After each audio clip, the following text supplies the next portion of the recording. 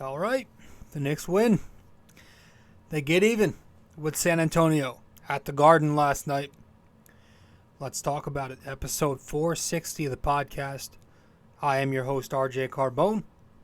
Thank you for stopping by. Appreciate it. Welcome to BD4. Let's talk Knicks. Welcome to BD4, an RJ Carbone podcast. BD4, where there is no better way to get your Yankees and Knicks analysis. We also do MMA. Yanks every series, Knicks every game, MMA on occasion. BD4 is a 5-star show on Apple Podcasts, also available in video format on YouTube and Spotify. So thanks for stopping by, and we hope you enjoy the show. Champion of the world, turning, looking, see ya! Anthony for three. Bang! That one goes down, and the game is tied! Penetrates, creates, and showing some dexterity as well with the left hand. Yankees win!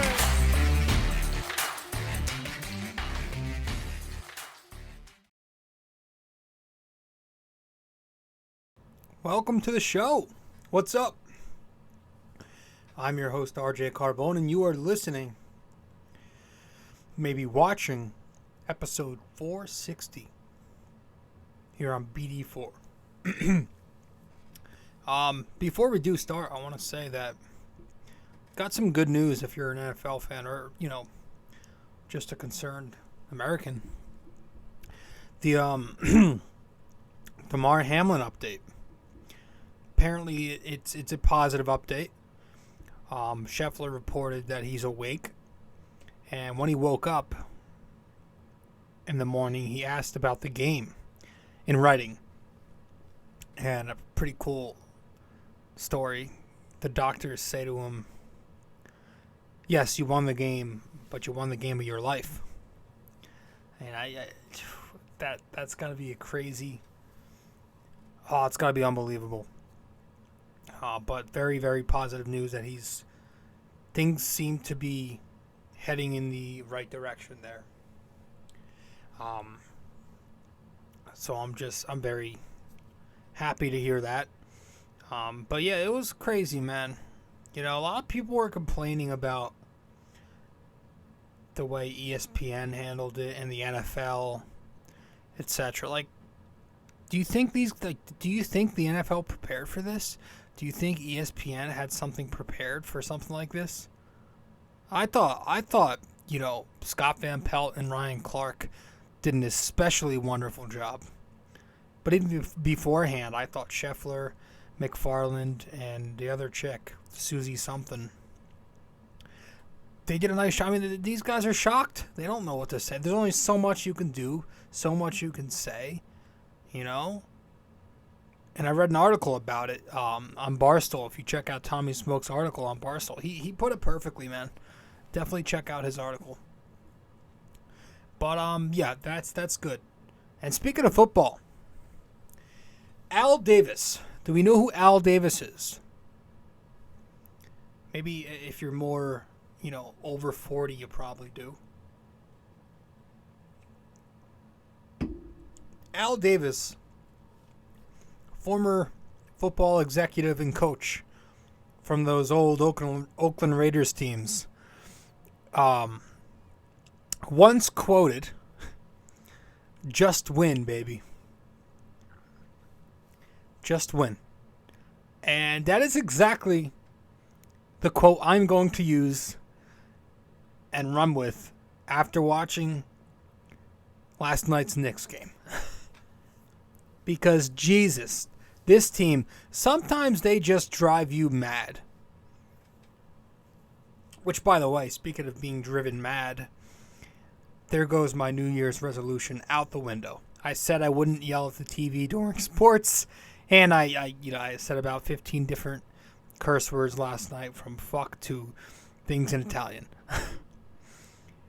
But the Spurs, the damn Spurs, I lasted 3 days, so good job on me. The Spurs, they may as well have Duncan and Parker playing out there when they play the Knicks. because we just can't figure them out. Fortunately, it's not Duncan and Parker. It's instead young kids who make rookie mistakes, like a 5-second violation with 5.7 seconds left, or not getting a shot off in time at the buzzer to try and tie it. That's right, folks. Despite the 14th seed Spurs, who seemed to lose by 30 or 40 points to everyone else, the Knicks went through a 48-minute war with them. I shouldn't say 48 minutes. The first quarter looked exceptional. The Knicks start the game on a 10-2 run. They're up 16-6 midway through. They finish the quarter up 10 points. The offense is clicking. Brunson makes his first 4 shots. Randle gets a few to fall at the end of the period. Even Hartenstein comes in early for Mitch. Does a nice job. But then it gets tough. Second unit comes in. Can't make the same positive impact. And really it was a battle for 3 quarters. And at the end of the game, the Knicks almost blew it. Kind of at the start of the fourth quarter, I kind of felt the energy shift negatively. There was about a little less than 11 minutes left in the fourth. Hold on. Fix something here. Here we go. We're good. Sorry about that. There's about, 10:40 left in the fourth quarter. And the Spurs run double cuts. Fournier gets beat backdoor, caught on a screen. And from there, the San Antonio Spurs make this big 22-12 run. With 3:25 remaining, Johnson gets a floater to fall over Randle to put the Spurs up 1 point. I couldn't believe it. I'm like, how? It felt like we should have been winning this game by 20 the entire way. It felt good, but they just didn't. I don't know. They just didn't blow them out. Then the Knicks get a number of clutch buckets from who but Jalen Brunson, of course, and we'll talk about him soon and all that. So they go up 4 points, but it's eventually cut to 2 with a pair of free throws from Johnson. And on the next possession, the Knicks just doing too much ISO. Brunson can't get a good look.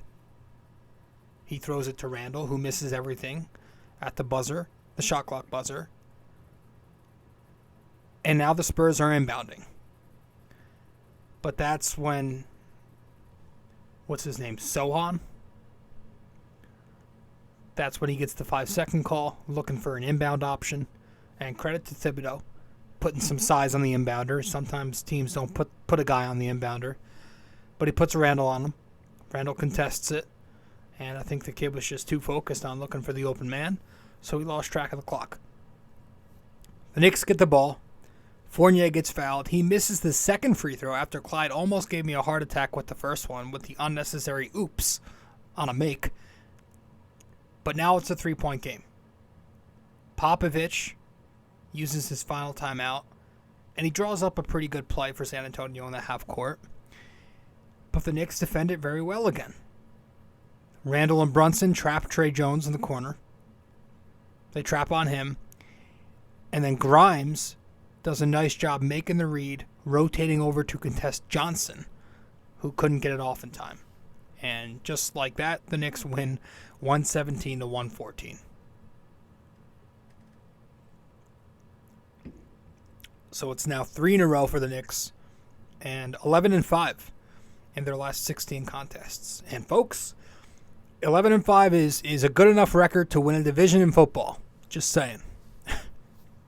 But there was a lot to unpack in this one, and I want to touch on it all.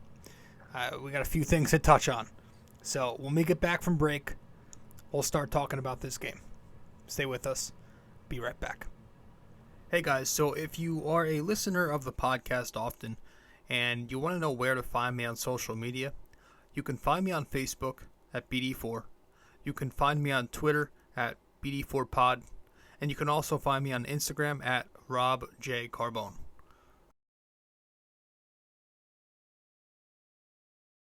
BD4 is located on many different platforms.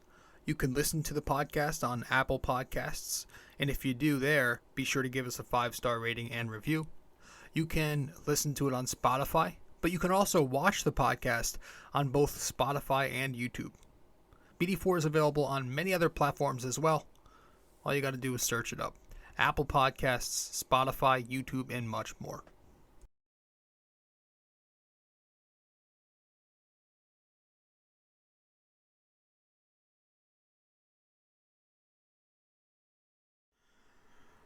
All right, welcome back to the show, episode 460 of BD4.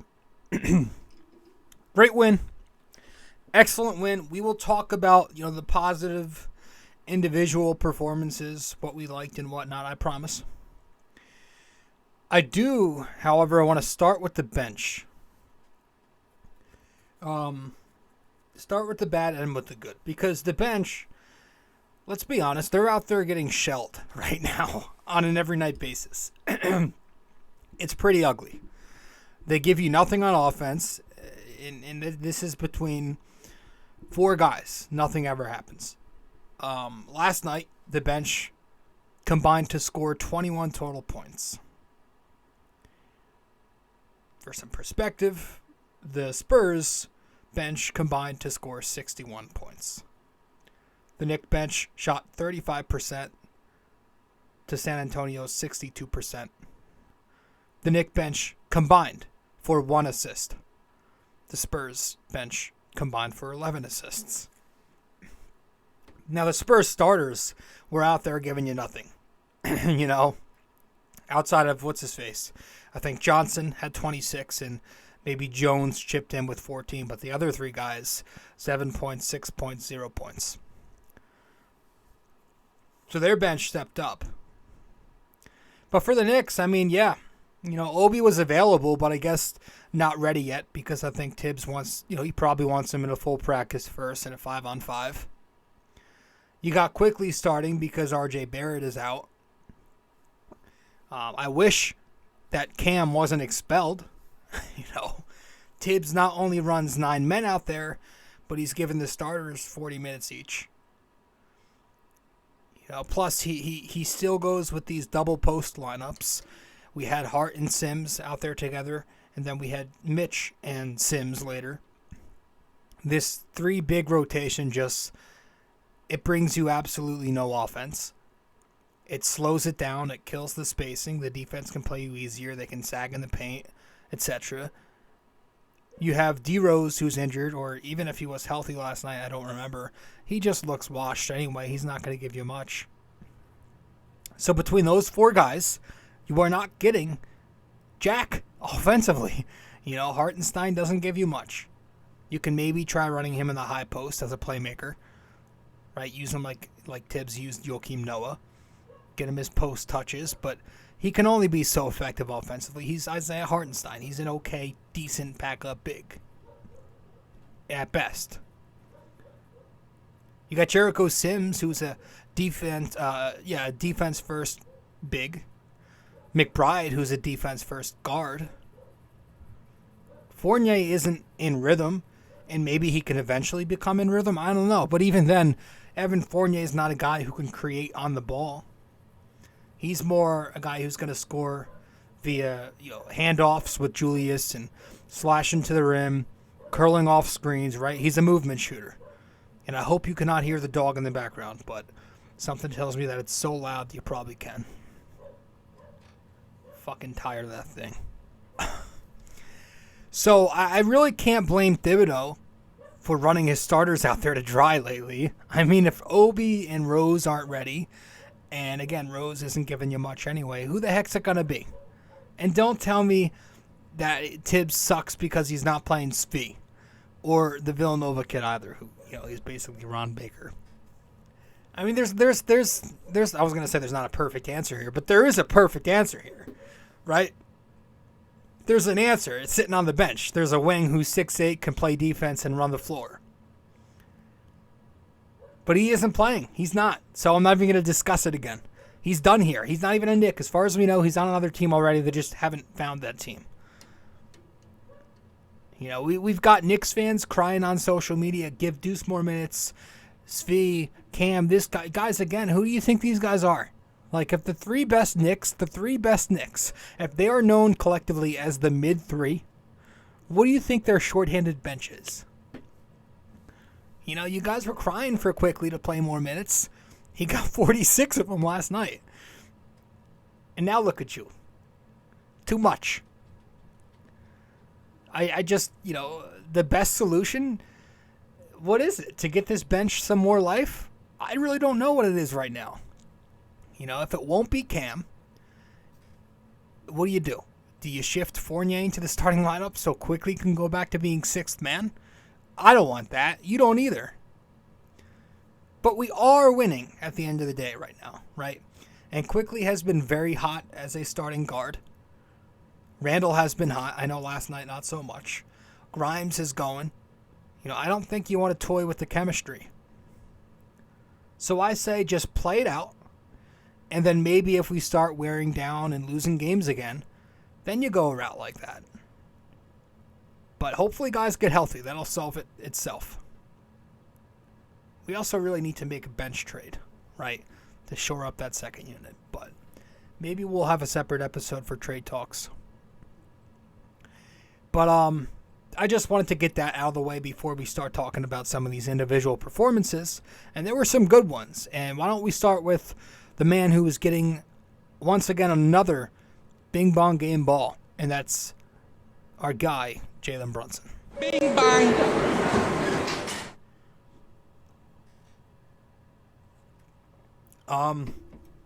Yeah, I mean, wow.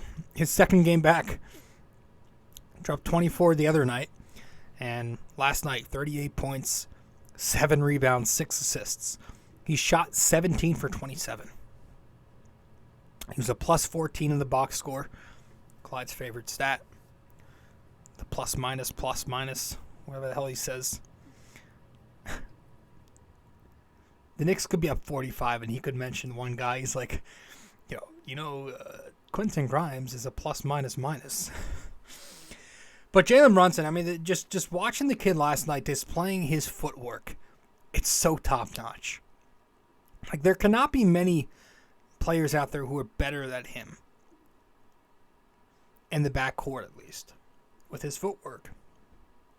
When it comes to his pivots, and the pump fakes, and the head fakes, and the stop and go, the shoulder work with the up and under, the flicks under the rim, that all starts with the footwork. Popovich was praising him both pregame, postgame, talking about it. And Brunson, who's not the most athletic or explosive for his size, never has been. That's probably how he's mastered his craft so well in that aspect. But there was that one move last night that just shook me. The move before the break, right before the first half ended, where he faded away for a mini jumper. But before it, he just creating separation between him and Branham. James Harden-esque. And he made some great reads last night on the Spurs switches to take total advantage of guys in isolation.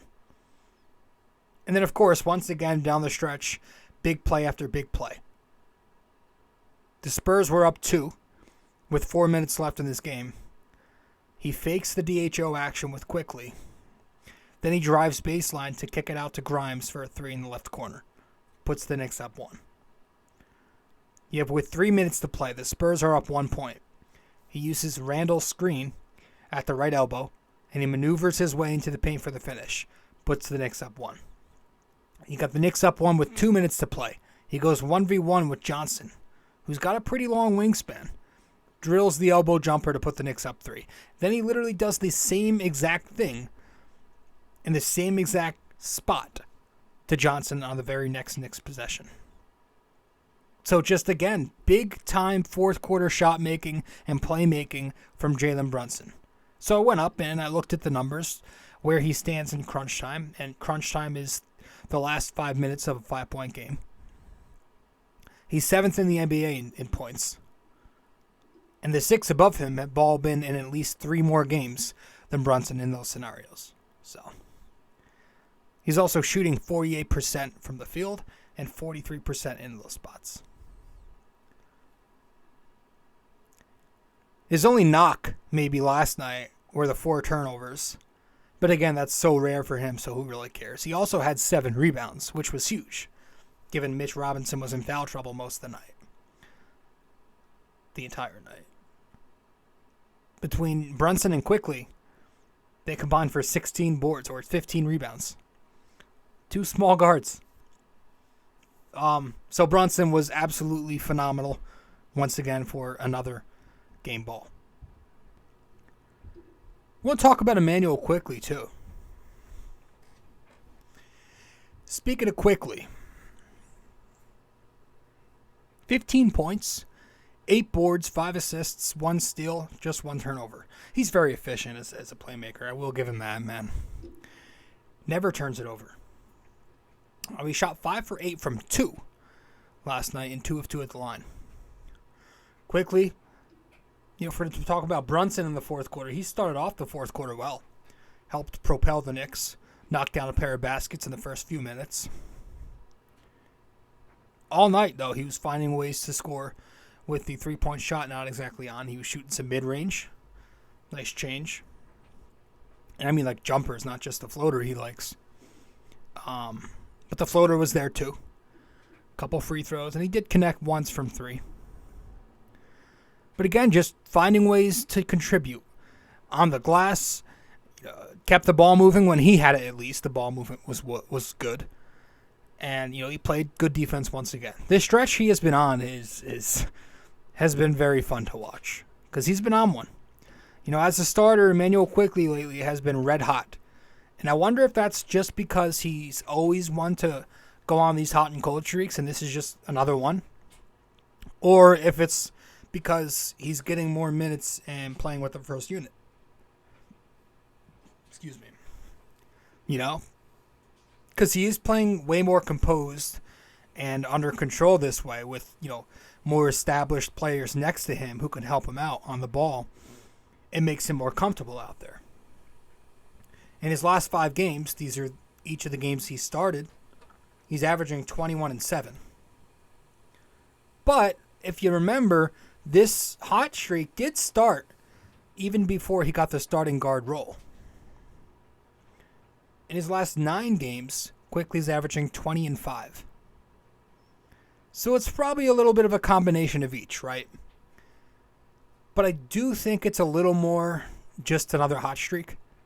Like, we see this from him a ton. I think it helps that he's playing with the first unit. And I do understand why people love this kid.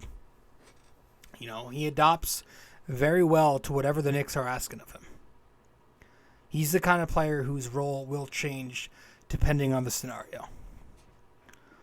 No Brunson, be the playmaker. No RJ, score some points. That's why I like him as this combo guard. Remember when Knicks fans, when he in his first year and his second year, Knicks fans would have these arguments about whether or not he was a 1 or a 2. He's both. He's a tweener. He's a combo guard. He's probably mainly off guard. But he does a very serviceable job of providing whatever the Knicks need. He's just a strong all-around player. He is.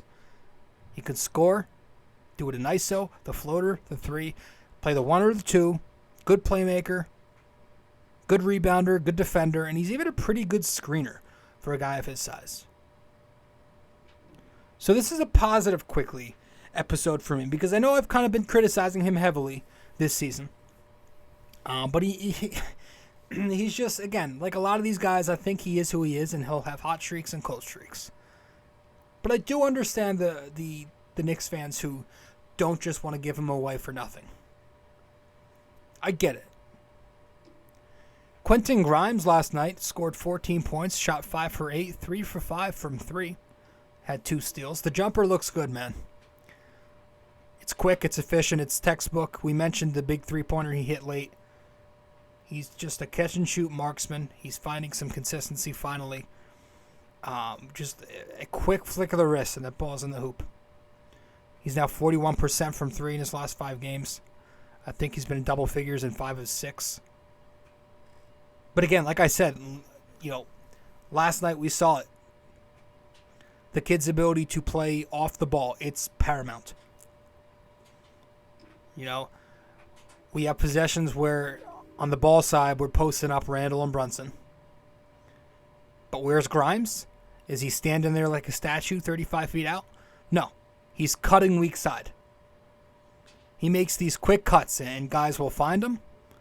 Right? Randle and Brunson do a great job of hitting up their cutters. And he's a good finisher, obviously. But again, we saw it again last night. We saw it in Toronto. We see it a lot. Where he's a good playmaker on the fly like that. When he's cutting, he's able to make those dump-off times to the dunker spot. Did it again to Mitch last night. It's awesome. Really, really good, underrated playmaker. And the defense, again, that closeout to finish the game was big. Who knows what would have happened if he wasn't there to contest that shot. We could be talking about Mavericks 2.0 today. So, I want to praise Grimes for the way he played last night, both offensively and defensively. Now, I do have some concerns about last night, and I want to talk about it.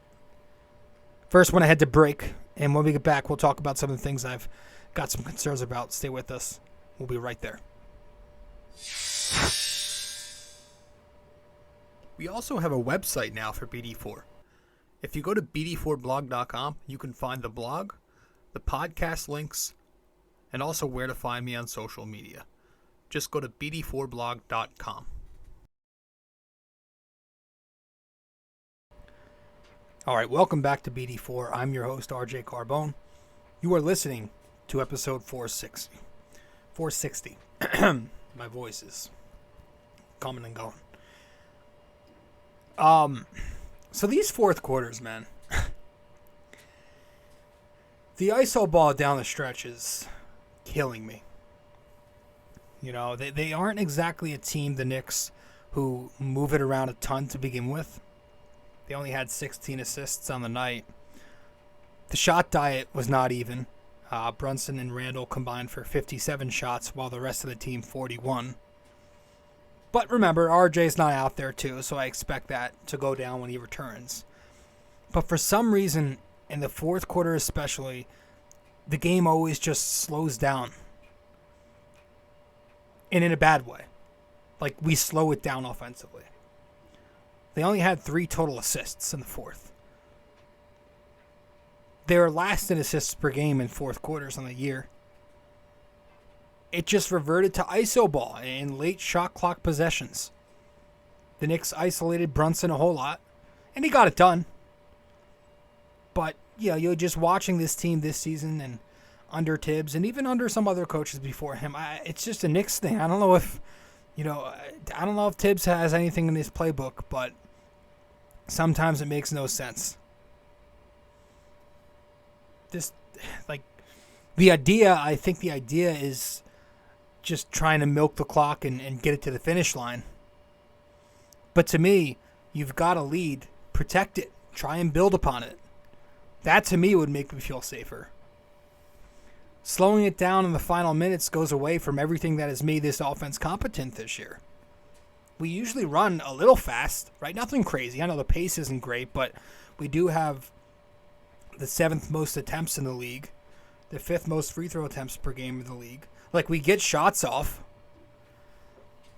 but for some reason, Thibodeau overdoes the ISO thing, and we start acting like a 90s basketball team late in the fourth. I would like to see us run some things for Grimes. I feel like he could be featured more at times. I've always, we were just praising him for, I love the way he plays off the ball. So draw something up where he's cutting or coming off a screen and can catch and shoot. But this 1v1 shit is tough to watch, and it's been like this for far too long. Now, last night, Brunson's a good 1v1 player. I get it. Randle's good in 1v1, but a lot of times you're not going to be playing the Spurs. So defenses can contest that. They can play you better that way when they know what's coming. And listen, the three-point shooting, I get it's not our forte. Whatever. Can we at least start knocking down the free throw line game? The Knicks were 65% last night. Randle missed everything out there. Brunson missed a few. He's been bad ever since he choked at the end of that, was it Chicago or Toronto game? Forget. But guys, Fournier missed an important one, and I know we only played a small amount of minutes, but man, it's rough. We were lucky again to be playing the Spurs, and not a team who's even adequate. Because if we did, this was definitely a loss. But speaking of Julius Randle, I thought Randle had some moments, man.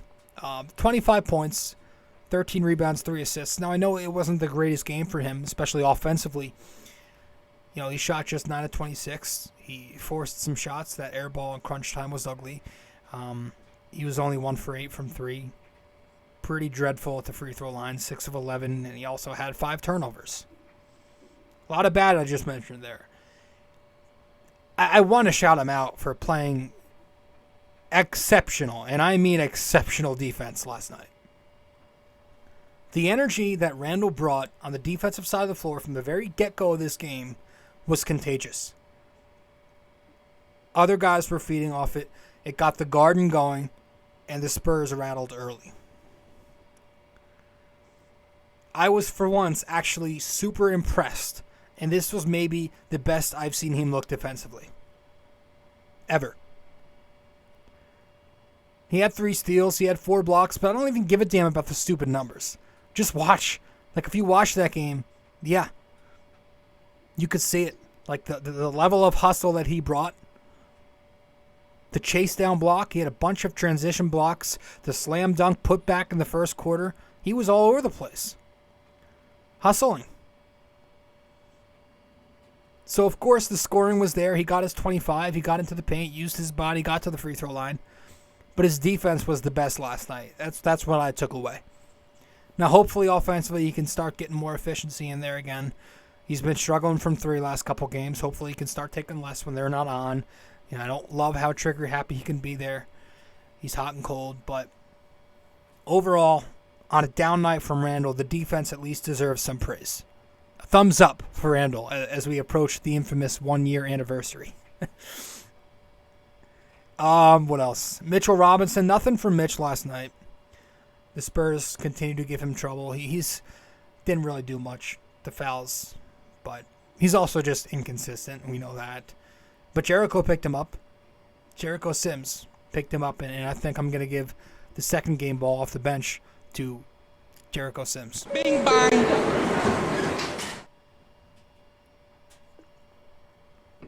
Yeah, man. I loved what I saw. Thought he did a nice job in this one. 7 rebounds, 3 offensive rebounds, and they all came in the second quarter, where he was a menace out there. 2 blocks. Had the big block with the Knicks up 1. 2 minutes to play. San Antonio ball. Jones takes it inside, but Sims denies it, running to Randle's hands.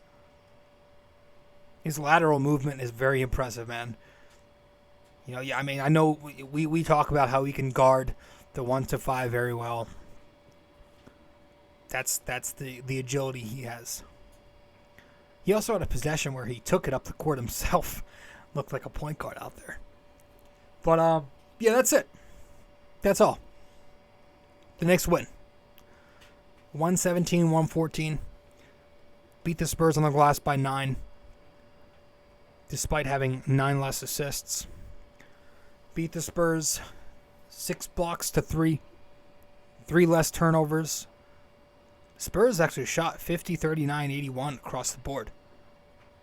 But the Knicks, key buckets and some key stops. And they pull away with the win, 21-18 on the season now. They're hot again. The Raptors are up next. I hate playing the Raptors. They're just a bad matchup. They're boring too. But they're a bad matchup for the Knicks, and they always give us problems. So we'll see what happens. Let's finish this off with talking about we'll talk about last night's parlay. We'll wrap it up with the trivia. We'll do all that as soon as we get back from break. Stay with us. We'll be right there. Studio 69 Productions is a podcast production agency created by Leo Rodriguez to allow content creators to market their podcast. It's an online platform that will market your podcast or any other project that you're working on. Get in touch with Leo Rodriguez from Studio 69 Productions. You can find Studio 69 Productions on Instagram at Studio69NJ. Studio 69 Productions, where dreams are heard and born.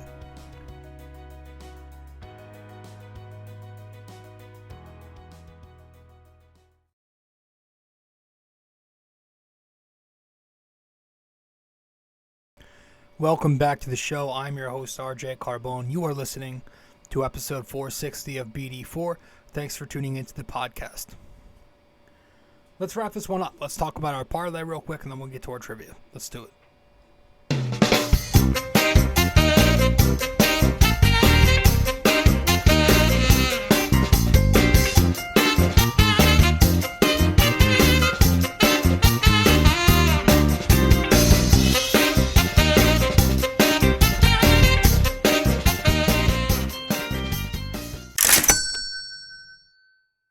All right. Welcome to RJ's Parlay, where my degenerate self breaks down tonight's big parlay. If I miss, it's not surprising. If I hit, I'll probably lose it all tomorrow night, because that's how this works. Welcome to RJ's Parlay. Episode 460 here. Our RJ's Parlay of the night last night was a 4-pick parlay at plus 214 odds. The Knicks money line, Randle for 25 plus points, Brunson for 20 plus points, and Grimes for 2 plus threes. And it cashed. It absolutely cashed. Randle cut it close there, but he finally found it with some big buckets at the end of the third quarter, which really helped me out. And we got it. Probably going to do one for tonight's TNT games. Finally, the Knicks aren't playing on a TNT night, so I can watch the entire thing. I love watching those guys. The inside the NBA crew, man, they are the best. It's got to be the best job in the world.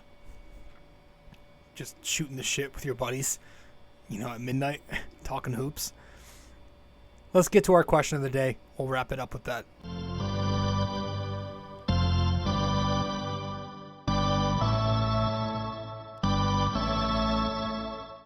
All right.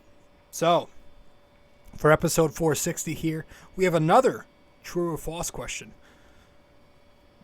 True or false? After forward Xavier McDaniel left the Knicks for the Celtics in the 1992 offseason, he wound up coming back to the Knicks 3 years later. True or false? After forward Xavier McDaniel left the Knicks for the Celtics in the 1992 offseason, he wound up coming back to the Knicks 3 years later. Is that true or false? Let me know the answer wherever you can reach me. If you get the answer correct, I'll give you a shout out in the next episode. If you don't get it correct, but you at least attempt to guess an answer, I'll let you know what the answer is by DMing you in the next show, after the next show. So one final time here for episode 460, our question of the day. True or false? After forward Xavier McDaniel left the Knicks for the Celtics in the 1992 offseason, he wound up coming back to the Knicks 3 years later. Is that true or false? And that's it. That is all we've got, guys. Thank you for tuning in. Thanks for stopping by. Episode 460 is in the books. I will have a Yankees episode sometime this weekend, I'm pretty sure. And there's probably going to be a guest on it. So stay tuned for that. As I'm recording, it's Thursday night, January 5th, and that should be when this episode is dropped. So, thanks for stopping by. I appreciate it as always, and I will see you guys in the next show. Later. This episode was brought to you by Anchor.